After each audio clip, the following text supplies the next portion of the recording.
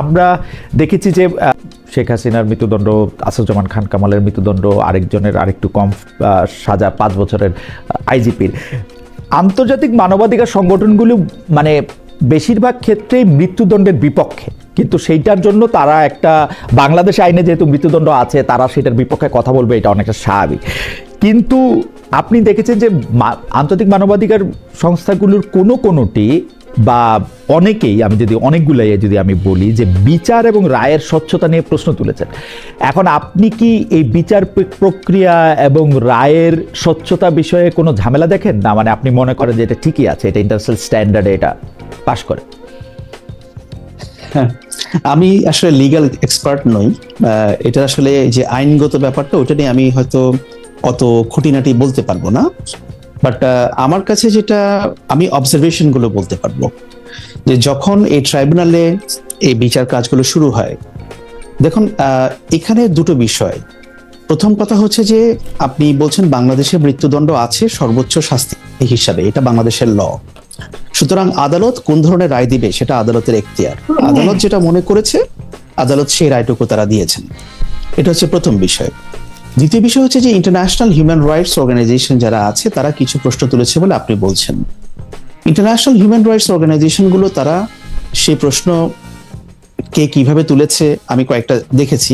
আমার কথা ছিল যে এই বিচারের রায়টা, বিচার প্রক্রিয়াটা স্বচ্ছ হয়েছে কিনা আপনি মনে করতেছেন সেটা স্বচ্ছ হয়েছে। আপনি বিবিসির কথা বলতেছিলেন যে বিবিসি আসলে এগুলি ব্যাপারে খুবই সাবধান থাকে। আমরা জানি যে বিবিসির এই ব্যাপারে খ্যাতি রয়েছে, কিন্তু বিবিসি আবার ভুলও করে। আপনি জানেন যে ডোনাল্ড ট্রাম্পের ব্যাপারে যে তারা ভুল করছিল, তারা এত বছর পরে আইসাও তারা এটার ব্যাপারে তারা, আপনি জানেন যে তারা আসলে প্রত্যেক করছেন, অনেক কিছু করছেন।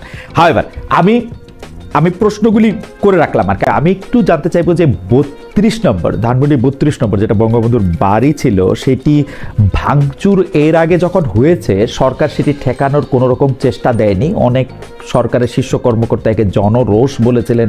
গতকাল যখন, মানে গতকাল ঠিক না, আমার জন্য গতকাল মানে আসলে 17 তারিখ, সেইটা রক্ষা করার ব্যাপারে এত সিরিয়াস এবার আমরা সরকারকে কেন দেখলাম? এতে কি সরকারের অবস্থানে পরিবর্তন হয়েছে নাকি মানে না আসলে কোনটা? মানে 32 নম্বর ভাঙতে চেয়েছে জনগণ, ভাঙতেই তো দেওয়া উচিত ছিল এর আগের বারের কথা স্মরণ করে আর কি।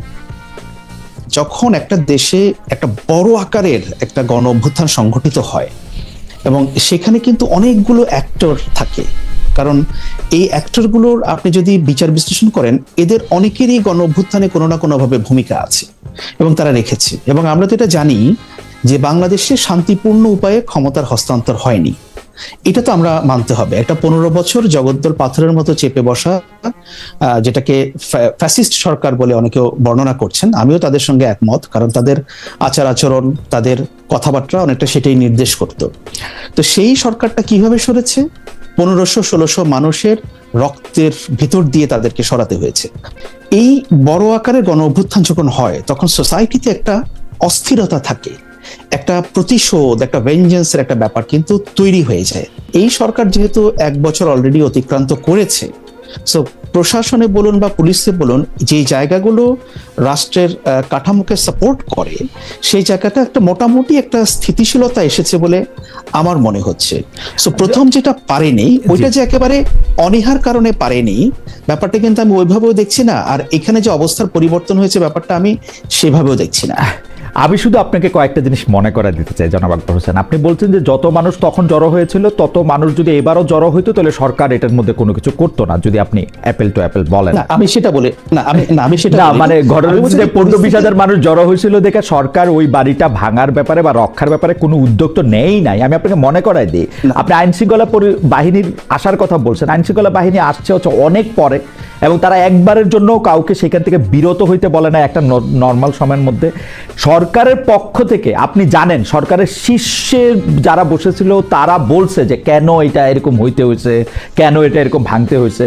আপনি প্রতিশোধের কথা বলতেছিলেন, সেই প্রতিশোধ নেওয়ার যে সময়, সেই সময়ের সেটা অনেক পরে। এইবারও কিন্তু সেম জিনিস, কিন্তু সরকার যেটা করলো এবার একদম জান পরাণ দিয়ে এটাকে একদম রক্ষা করতে চাইলো, তাহলে এটাকে আপনি সরকারের অবস্থার পরিবর্তন বলবেন না? আচ্ছা না, সেটা আমি বলছি যে আমি বলেছি দুটো বিষয়। প্রথম কথা হচ্ছে যে এবারও যদি 15-20 হাজার লোক জড়ো হতো, এটা ভেঙে ফেলতো বা সরকার এটা বাধা দিত, ব্যাপারটা কিন্তু সেরকম না। আমি বলছি যে একটা অবস্থার পরিবর্তন হয়েছে। আমরা যে প্রেক্ষাপটে প্রথমটার কথা বলছি, আপনি দেখবেন যে 5ই আগস্টে, আপনি তো জানেন এটা আমাদের চোখের সামনে দেখায়, বাংলাদেশের থানাগুলো খালি হয়ে গিয়েছিল, পুলিশ ফোর্সকে মোবিলাইজ করা যাচ্ছিল না, সেনাবাহিনীর সদস্যরা যখন রাস্তায় তারা ছিলেন, তারা গলদঘর্ম হচ্ছিলেন বিভিন্ন জায়গায় ল অ্যান্ড অর্ডারকে তারা মেনটেন করতে। এবং এটা আমি কিন্তু ওই অর্থে প্রতিশোধের কথা বলছি না, আমি বলছি যে 16 বছরে যেহেতু অনেক মানুষ অনেকভাবে ক্ষতিগ্রস্ত হয়েছে, তাদের একটা ক্ষোভ তৈরি হয়। এখন দেখেন, it's a country of 180 million population, এবং এখানে কিন্তু 15-20 হাজার লোক একটা জায়গায় যখন জড়ো হয়ে যায়, তার আগে ঠিক 2 মাস আগে ঠিক আইন শৃঙ্খলা রক্ষাকারী বাহিনীর গুলিতে বাংলাদেশের শত শত মানুষ মারা গেছে। এখন একটা সরকারের অবস্থানটা কি? সরকারের অবস্থানটা দেখুন, আমরা যদি সরকারকে একটা হোলিস্টিক অ্যাপ্রোচে চিন্তা করি, যে সরকারটা পরিচালনা করছেন কে? প্রফেসর ইউনূসের নেতৃত্বে একটা ইন্টারিম গভর্নমেন্টে, তাদের কিছু একটা অ্যাডভাইজারি বোর্ড, মানে মন্ত্রিসভা আমরা যেটাকে বলি, সেটা আছেন। এখন তারা কিন্তু পলিসি নির্ধারণ করতে পারেন। এখন আপনি হয়তো কিছু উদ্ধৃতি আপনি দেবেন, আমি জানি কার কার উদ্ধৃতি আপনি দিবেন সেটা আমি জানি, কিন্তু দেখেন একটা সরকারের ভেতরে অনেক অ্যাক্টর থাকে, কেউ যখন একটা কথা সেটা বলে, সেটা কিন্তু ফুললি সেই গভর্নমেন্টের যে এন্ডোর্সমেন্ট, যদি সরকারের মুখপাত্র হিসেবে যদি বলে, না, সরকারের মুখপাত্র যদি বলেন যে তিনি হয়তো তার কোন একটা বিবেচনা থেকে বলেছেন, এখন সেটার কোন অর্থে তিনি বলেছেন, মানে আমি আমার ব্যাখ্যাটা দিলাম আর কি, কিন্তু তো ব্যাপারগুলো ওভাবে এসেছে। আমার মনে যে আকবর হোসেন, আপনি খুবই সুন্দর করে বলছেন, আপনি এখন সরকারের মধ্যে আসেন, আপনার মানে মানে চমৎকার করে বলছেন, কিন্তু আমার কাছে মনে হচ্ছে যে সরকার এখানে একটা অবস্থা পরিবর্তন করছে, এবং কি জন্য এই অবস্থা পরিবর্তন করলো, আমি আপনাকে 2-3টা জিনিস শুধু আপনাকে মনে করায় দেখি। এটা নভেম্বরের 17 তারিখে একবার ভাঙতে চেষ্টা করা হয়েছে, আমি এইমাত্র আবার একটু দেখলাম যে এটা ফেব্রুয়ারির শুরুর সপ্তাহ এটা আবার ইচ্ছা করে ভাঙা হয়েছে, সরকারের কোনো এটারে মাথা ব্যথা ছিল না। এখন সেইটা ভাঙা হবে, সরকার একদম যান জীবন দিয়ে গুলি করে প্রায় লোকজনকে আহত করে সেটাকে আবার ঠেকালো, আমি এটা ঠিক বুঝতে পারিনি। তবু আপনি আপনার ব্যাখ্যা দিয়েছেন, আপনাকে ধন্যবাদ। আমি একটু আমাদের সাথে জনাব খালেদ সাইফুল্লাহ আছেন, খালেদ সাইফুল্লাহর কাছে একটু জানতে চাইব। জনাব খালেদ সাইফুল্লাহ, এই যে ধরেন যে জনাব আকবর হোসেন কিন্তু খুব সুন্দর করে প্রেক্ষাপট বা পটভূমিটা ব্যাখ্যা করেছেন যে জুলাই আগস্ট মাসে এরকম রক্তক্ষয়ী একটা গণ অভ্যুত্থানের মধ্যে দিয়ে যে সরকারকে আসলে পালিয়ে যেতে হয়েছিল, সেই সরকারের প্রতি মানুষের ক্ষোভ থাকবে, সেই সরকারের অন্য অনেক কিছুর প্রতি মানুষের মানে জিঘাংসাও থাকতে পারে। কিন্তু এই যে 32 নম্বর ভাঙা, সোহরাওয়ার্দী উদ্যানে গিয়ে মুরাল ভাঙা, এগুলির কিন্তু আবার একটা অন্য কনোটেশনও আছে। এনসিপির অবস্থানটা আসলে কি, মানে আপনার কাছে জানতে চাইছি, কারণ আপনি তো দলটির নীতি ও গবেষণা শাখার প্রধান, আপনারা কি এইটিকে সাপোর্ট করেন, যে আপনি মনে করেন যে হ্যাঁ এটি ঠিকই আছে? আমি কোনো ধরনের জাজমেন্টে চাইতেছি না, আমি আপনাদের অবস্থানটাই শুনতে চাইতেছি যে আপনারা আসলে এটাকে সাপোর্ট করেন কিনা, বা আপনারা ভাঙতে গেছিলেন কিনা। জাতীয় নাগরিক পার্টি এই ধানমন্ডি 32-এ এখন যে ভাঙার জন্য অনেকে গিয়েছিল ওইদিকে, এই কোনো ধরনের এরকম একটা পরিস্থিতি সৃষ্টি হওয়া যেখানে মানুষ নিজের আইনটা নিজের হাতে নিয়ে নিচ্ছে মাস স্কেলে, যেখানে পাবলিক অর্ডারের একটা ডিস্টারবেন্স হবে, এরকম একটা কোনো কিছু জাতীয় নাগরিক পার্টি এনসিপি প্রমোট করে না। আপনি আরেকটু পরিষ্কার করবেন যে আইন শৃঙ্খলার উন্নতি হতে হবে, এটা আমরা দেখতে পাচ্ছি, কিন্তু এনসিপি নেতৃবৃন্দকে আমরা অনেক সময় দেখতে পাই ভালোর জন্যই, মানে এটা নিয়ে আমার সাথেও অনেকবার কথা হয়েছে, অনেক কিছু ভালোর জন্যই, হয়তো রাষ্ট্রের ভালো করার জন্যই, কিন্তু আমরা আইন নিজের হাতে তুলে নিতে দেখি। এইটাকে আপনি ঠিক মনে করেন? আপনি উদাহরণ যদি দেন, উদাহরণ ছাড়া ডিফিকাল্ট কনভারসেশন, রাইট? আচ্ছা, আপনাকে উদাহরণ দিলে যে ধরেন এনসিপির নেতারা একজন উপদেষ্টার বাসা থেকে একটা পোষা প্রাণী নিয়ে জবর করে খেয়ে ফেলতেছেন এবং বলতেছেন এটা তাকে জানানোর জন্য আমরা এটা করছি। এনসিপির নেতারা আপনাকে ধরেন রাস্তার কার্পেট তুলে ফেলতেছেন, বলতেছেন যে এটা আমরা বোঝানোর জন্য করতেছি। ধরেন এনসিপির নেতারা কোনো একটা স্কুলে ঢুকে, যখন এনসিপি হয় নাই তখন এটা আরও বেশি হয়েছে, প্রথম দিকে আরও বেশি হয়েছে, কোনো একটা কলেজে ঢুকে তার শিক্ষকের বাদে দিতে বলতেছেন। ধরেন এনসিপির নেতারা কোনো একটা জায়গা থেকে চিফ জুডিশিয়াল ম্যাজিস্ট্রেট চেঞ্জ করে দিচ্ছেন, বলতেছেন যে এটা তারা আওয়ামী লীগের নেতাদের জামিন দিয়ে দিচ্ছে, সেজন্য আমাদের বদলায় দিতে হবে। ধরেন এনসিপির নেতারা প্রকাশ্যে প্রতিবাদ করতেছেন কারণ বিএনপি কোনো একটা জায়গায় চাঁদাবাজি করতেছে, বিএনপি চাঁদাবাজি করতেছে, এটা আমি অস্বীকার করতেছি না, কিন্তু এনসিপি নেতারা সেখানে একটা যদি সুযোগ থাকে তারা যাচ্ছেন, যায় তারপরে তাদেরকে এটাতে বাধা দিচ্ছেন। এবং সেটা আবার টেলিভিশনে দেখাচ্ছেন ক্যামেরা বন্দি করতেছেন। আমরা স্পেসিফিক একটা দুটো এক্সাম্পল নিয়ে আলোচনা করে আগে সুবিধা হবে। ফর এক্সাম্পল ধরেন আমি আপনার শোতেই দেখছি হাসনাতের সাথে you had a very lengthy exchange, যে এক্সচেঞ্জের মাধ্যমে আলোচনা হচ্ছিল যে রাস্তার এখানে দুর্নীতির ব্যাপারে হাসনাত মেডা কল, যেখানে যে দুর্নীতি হচ্ছে এটা প্রতিবাদ স্বরূপ, একটা প্রতীকী প্রতিবাদ স্বরূপ হচ্ছিল হি ডিড দ্যাট অ্যাক্ট, এবং সেটা আপনার ওই শোতে পরিষ্কার করছে। আমি আরো কয়েকটা উদাহরণ দিলাম আপনাকে।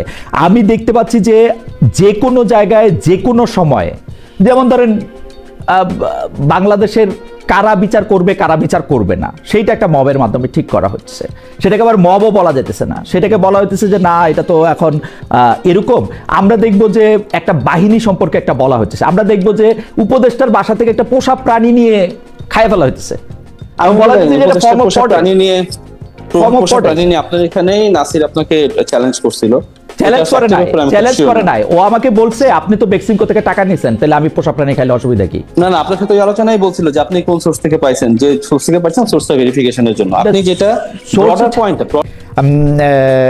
এই শেখ হাসিনার বিরুদ্ধে দেয়া যে রায়, সে রায়ের কয়েকদিন আগে থেকে আমরা দেখছি যে একের পর এক আন্তর্জাতিক গণমাধ্যমে, কিন্তু আমি আসলে আপনার কাছে একটু জানতে চাইবো যে এই আন্তর্জাতিক গণমাধ্যম মানে রয়টার্স, ইন্ডিপেন্ডেন্ট ইউকে এবং এএফপি দিয়ে বোধহয় একটা গুচ্ছ এদের শুরু, যে সেটা হচ্ছে যে শেখ হাসিনার সাক্ষাৎকার প্রকাশিত হয়েছে। প্রধান উপদেষ্টা প্রেস সচিব যিনি আছেন শফিক ভাই, আমাদের বড় ভাই, তিনি অভিযোগ করেছেন যে আওয়ামী লীগ ও হাসিনার কাছ থেকে বিপুল টাকা খরচ করে এগুলি ব্যবস্থা করা হচ্ছে। এইটা নিয়ে একটু আপনার মতামত জানতে চাই। যেমন ধরেন, আমি একটু বলে রাখি যে আমিও বলছিলাম যে আমি শেখ হাসিনার ইন্টারভিউ করতে চাই, এটা যদি দেশের মানে শেখ হাসিনা ইন্টারভিউ করতে চাই, এবং আমি এটাও বলছিলাম যে কোন সাংবাদিক আসলে শেখ হাসিনা ইন্টারভিউ করতে চাইবে না। আমি যেটা জানতে চাই যে এর জন্য আসলে অনেক টাকা খরচ করতে হচ্ছে কিনা, আপনার কাছে কি মনে হয়? এবং আপনি যে প্রশ্নটা করেছেন, মানে আপনার প্রশ্নের মধ্যে অনেক উত্তর কিন্তু আছে, আপনি নিজেও কিছু উত্তর দিয়ে দিয়েছেন। যে আমিও ধরেন ইমেইলে সাক্ষাৎকার নেওয়াটা, that is the worst form. আপনি ইমেইলে বড়জোর কি করতে পারেন, একটা কমেন্ট নিতে পারেন, দ্যাটস ফাইন। কিন্তু আপনি যখন একটা সাক্ষাৎ নিতে যাবেন, সেই ইমেইলে ওই ব্যক্তি আপনাকে সাক্ষাৎকারটা দিচ্ছে কিনা আপনি তো জানছেন না, এবং সেখানে আপনি যেটা বলছেন যে সাপ্লিমেন্টারি প্রশ্ন করার কোনো সুযোগ নেই। হাউএভার, আমি কোনো মিডিয়ার ক্রিটিসিজম আমি সেভাবে করতে চাই না, বা আমি সেটা করিও না। কারণ হচ্ছে যে প্রত্যেকটা মিডিয়া হাউসে তাদের কিছু পলিসি আছে, তারা মনে করেছে ঠিক আছে তারা ইন্টারভিউ করবে, এই সময়ের মধ্যে তারা সেটা করেছে। এখন এটা কিন্তু ঠিক যে আপনার ওয়েস্টার্ন সোসাইটিতে আপনিও থাকেন, সেখানে খালেদ সাইফুল্লাহ দীর্ঘদিন ছিলেন, আমরাও এখন ইদানিংকালে দেখছি, বা অতীতের সাংবাদিকতার সঙ্গে জড়িত থাকার কারণে অল্প স্বল্প কিছু অভিজ্ঞতা আছে, যে এটা তো জানেন যে বিভিন্ন পিআর এজেন্সি সেখানে নিয়োগ করা হয় এবং তাদেরকে সেখানে হায়ার করা হয়। আসলে কাজটা থাকেই হচ্ছে তারা বিভিন্ন মিডিয়া কিন্তু আকবর, এই প্রশ্নটা আসলে আপনারই করা যায়। ধরেন বিবিসি, রয়টার্সের মতো, এএফপি, এমনকি ইন্ডিপেন্ডেন্ট যেটা ইংল্যান্ড থেকে বাইর হয়, ওদেরকে কি আপনি আসলে ঠিক পয়সা দিয়া এরকম একটা সাংবাদিক মানে এটা করতে পারবেন? মানে প্রেস সচিব যেটা বলতেছেন, এইটা কি আসলে সম্ভব? ভাই, প্রেস সচিব কি বলেছেন আমি এক্স্যাক্টলি ঠিক ওনার কোডটা আমার মনে নাই, কিন্তু আমি যেটা বলছি যে ঠিক পয়সা দিয়ে কি বিবিসিকে আপনি পয়সা দিয়ে, যে আপনি বিবিসি করেসপন্ডেন্টকে আপনি পয়সা দিয়ে ইন্টারভিউ করিয়েছেন, ব্যাপারটা সেটা না।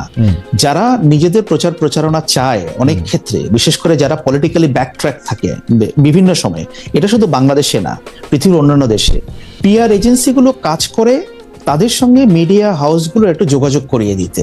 এবং আপনি ব্রিটেনে যে সমস্ত পিআর এজেন্সি আছে, ইভেন আপনার আমেরিকাতেও যে সমস্ত পিআর এজেন্সি আছে, দেখবেন অধিকাংশ পিআর এজেন্সি কিন্তু পরিচালনা করেন তারা কিন্তু সাবেক সাংবাদিক। আপনি খেয়াল করবেন, এদের অনেকে হয়তো রয়টার্সে কাজ করেছে এক সময়, কেউ বিবিসিতে কাজ করেছে, কেউ সিএনএন এ কাজ করেছে, 20 বছর 25 বছর কাজ করেছে, তারপরে তারা রিটায়ার করেছে, তারা পিআর এজেন্সি দিয়েছে, তারা কমিউনিকেশন ফার্ম দিয়েছে। না, সেটা আমাদের দেশে এরকম উদাহরণ আছে যে সাংবাদিকদের থেকে, আমাদের দেশেও আছে। সো তাদের একটা অ্যাক্সেস থাকে, যে বিভিন্ন মিডিয়া হাউসগুলোতে তাদের একটা অ্যাক্সেস থাকে, এবং তারা যখন এগুলো দেয়, যারা ওই কাভারেজটা চায় তারা তাদের মাধ্যমে মিডিয়াগুলোর দ্বারস্থ হয়, এবং মিডিয়াগুলো সেক্ষেত্রে তারা তো বিচার বিবেচনা করে, তাদের নিশ্চয়ই একটা এডিটোরিয়াল পলিসি আছে। এখন আপনি যে কথাটা বলেছিলেন সেটা নিয়ে আপনাকে নিয়ে যে বিতর্ক তৈরি হয়েছে, আপনি সেটা স্পোর্টিংলি নিয়েছেন, বাট যাই হোক, এখন শুনেন, মানে বিষয় হচ্ছে যে মত, ভিন্ন মত বিভিন্নভাবে হতে পারে। আমি মনে করি সাংবাদিকতা কিন্তু কোনো সায়েন্স না, না যে আমি 2 মানে গণিত না তো, না যে আমি 2 + 2 4 হবে। হ্যাঁ, সাংবাদিকতা হচ্ছে যে it's a very subjective matter. আপনি যেটা মনে করবেন যে আপনার কাছে রাইট, আমি আপনাকে সেটা নিয়ে 5টা প্রশ্ন তুলে দিতে পারি, ডাজন্ট ম্যাটার। আমার কাছে আপনি আমাকে নিয়ে 10টা প্রশ্ন তুলে দিতে পারেন, কিন্তু ব্যাপার হচ্ছে যে সার্টেন কিছু এথিক্স এন্ড স্ট্যান্ডার্ডের ব্যাপারটা আমরা ফলো করি। এবং ইন্টারন্যাশনাল মিডিয়াগুলো যেটা করছে, তাদের ইন হাউস পলিসি কি আছে